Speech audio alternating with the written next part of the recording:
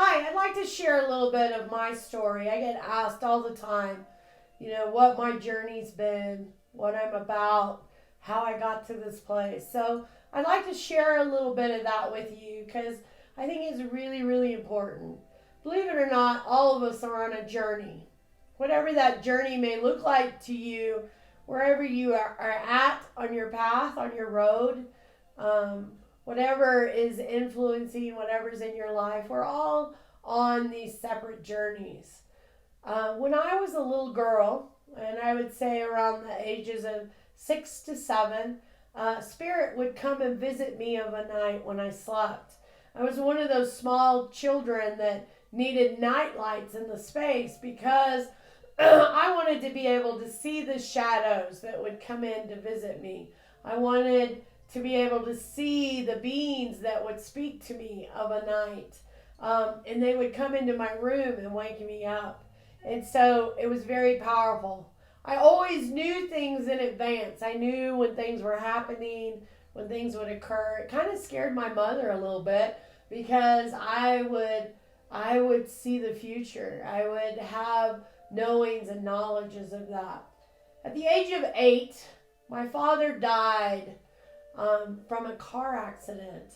And I knew the night that he was going to pass away. I knew that he would not see the sun come up the next day. And after my father passed at the age of 30, he left my mother a widow in her mid-20s. And it really devastated her.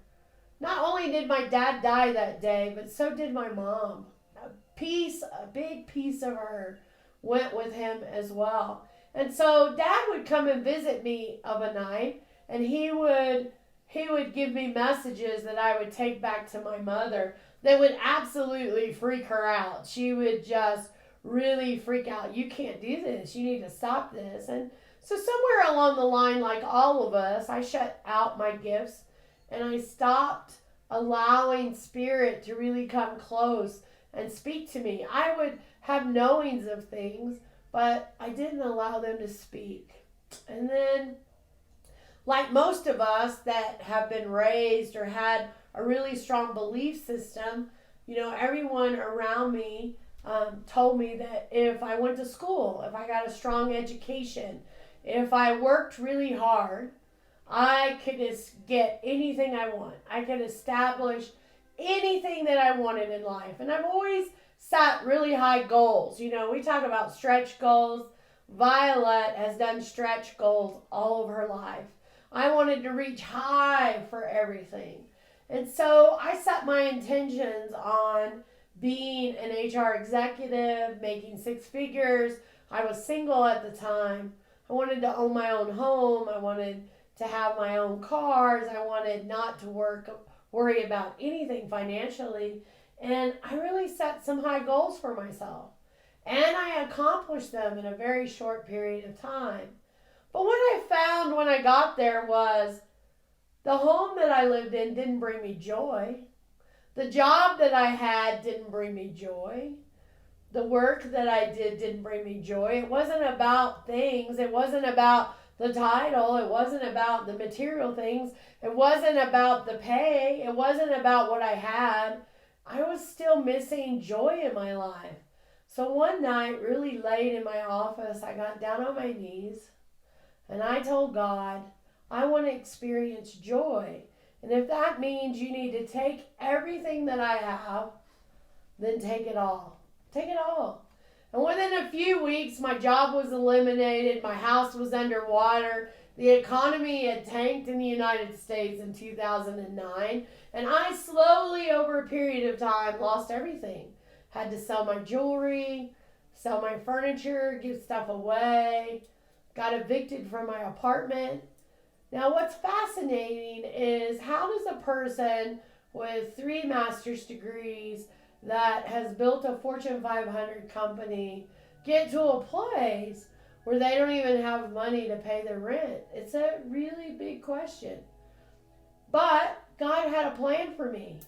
And I did not want to move back to Colorado because I'm a beach girl that wants to live in flip-flops year-round. And I did not want to come here. I really did not. And I fought it for a long, long time.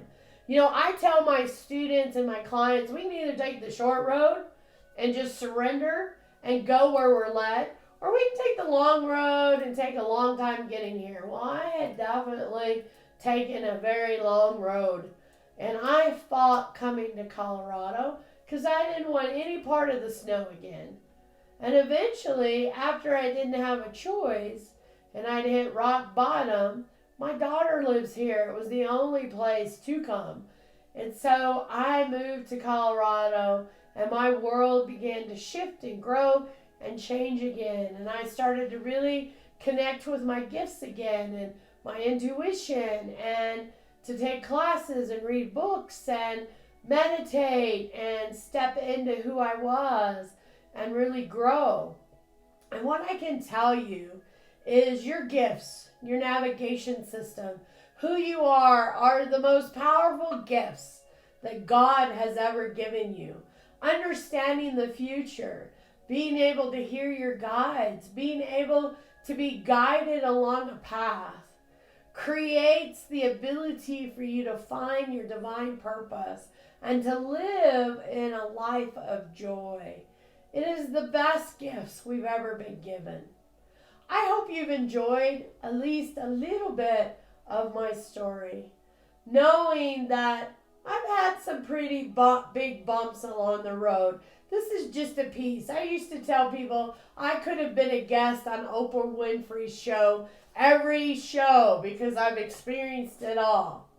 But guess what? It's made me the person that I am. It's made me stronger. It's made me grateful. It's helped me to understand that my strength is my greatest gift. Thank you today for watching. My name is Vialet Rayne, the magical creator of Discover Your Spiritual Gifts. Check out our website, see all the things that we offer, and we hope to see you really soon at our center.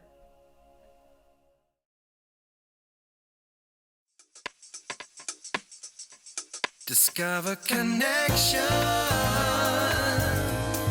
awaken sacredness,